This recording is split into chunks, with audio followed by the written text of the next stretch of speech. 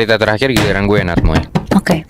Cerita pengalaman dari Bram dan dua temennya, namanya Hilmi dan juga Akbar, yang nekat touring motoran dari Jakarta ke Banyuwangi tanpa tahu cerita yang ada dan dipercaya sama warga sekitar di tempat yang mereka tuju ini. Cerita tentang adanya gerbang menuju dimensi lain, serta sosok-sosok yang siap nuntun mereka buat masuk ke dalamnya. Wow. Pengalaman yang sampai detik ini bakal selalu ngebekas dan selalu ngebuat Bram tuh ngerasa bersalah banget udah ngelakuin perjalanan ini. Nah, kenapa dia ngerasa bersalah nih gue ceritain ya. Jadi singkat cerita, ini kejadian yang udah sekitar 6 tahun lalu. Umur Bram pas saat itu masih 25 tahun. Bram sama kedua temennya ini domisilinya tuh pada di Jakarta, dan mereka emang dipertemukan di sebuah komunitas motor gitu. Sebenarnya Bram ini udah sering banget ngikut touring, tapi selalu rame. Nah, cuman ada satu waktu pas dia lagi senggang dan gak tahu mau ngapain, Bram ini akhirnya ngajak Hilmi sama Akbar buat touring cuman bener-bener bertiga doang. Tujuannya adalah ke Pantai Pelengkung atau G-Land yang terkenal di ujung Taman Nasional Alas Purwo, Banyuwangi.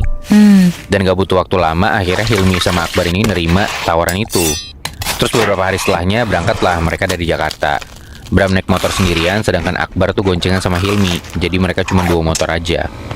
Intinya mereka sampai di Banyuwangi itu sore, karena mereka ngebet banget buat cepetan nyampe ke Pantai Pelengkung itu sebelum maghrib.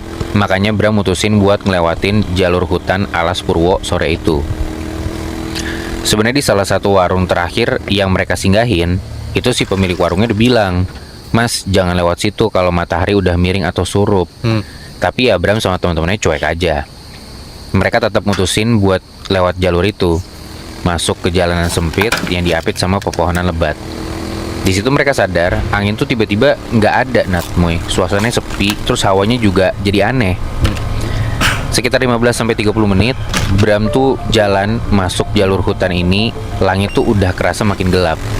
Nah, tiba-tiba dari kejauhan dia ngelihat ada perempuan berdiri persis di tikungan jalan, pakai kebaya coklat tua gitu. Nah, perempuan ini tuh ngelambain tangannya ke arah Bram.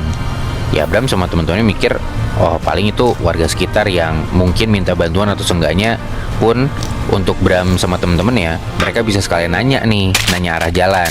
Ya udah mereka samperin lah si perempuan ini pelan-pelan.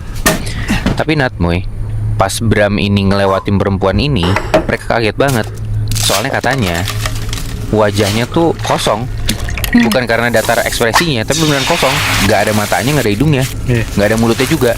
Jadi kayak topeng tanah liat gitu loh rasanya.